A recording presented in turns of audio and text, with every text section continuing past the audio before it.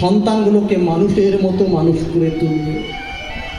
কিন্তু সেই ছেলে মেয়েগুলো যখন বড় হবে,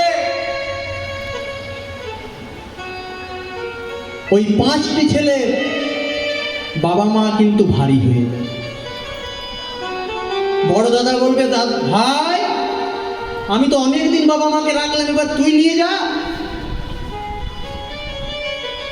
মেজো বলবে, দাদা কি করে নিয়ে যাবো, আমি তো ব্যাঙ্গালোরে গো, বাবা মায়ের বয়স হয়েছে, গ্রামে থাকতে দে না। এটাই বাস্তব। তবে এর জন্য আমরাও কিছুটা দায়ী। আমি যেখানে থাকি বর্তমানে, আমার মহুবনী গ্রামে, মানে ঝাড়খণ্ডে বাড়ি, আমি রঘুনাথপুরে থাকি, পুরুলিয়াতে, বুঝলেন তো। তো আমার যেখানে থাকি, সেই পাশে একজন মা তার ছেলেকে একটা বেলনা দিয়ে, রুটি করে না, সেই বেলনা দিয়ে ছেলেটাকে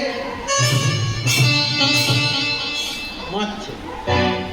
আমি দেখতে পেয়ে হা কি হলো গো, কেন মারছো ছেলেটাকে? বলছে, তুমি মূল গায়নি, এখানে মূল গায়নি করতে এসো না, যাও জ্ঞান দাও না আমাকে, অন্য জায়গায় জ্ঞান দেবে যাও। না না মা, তোমাকে আমি জ্ঞান দিতে আসিনি, আমি তো ফ্রি ফ্রি জ্ঞান দিই না, আমি টাকা পাই, আপনাকে জ্ঞান দিয়ে কি হবে? কিন্তু আমি জিজ্ঞাসা করছিলাম যে মারছো কেন ছেলেটাকে? বলছে, জানো আমার এই ছেলেটা যখন স্কুলে যায়, আমি টিফিনে 4টি পরোটা দিই, আলু ভাজা দিই, সুজি দিই, যাই দিই, সব কিছু খেয়ে বাড়ি চলে আসে। ভালো তো, সে তো ভালো, কিন্তু যখন বাড়িতে রাত্রিবেলায় খেতে দিই না, 2টোর বেশি খেতেই পারে না।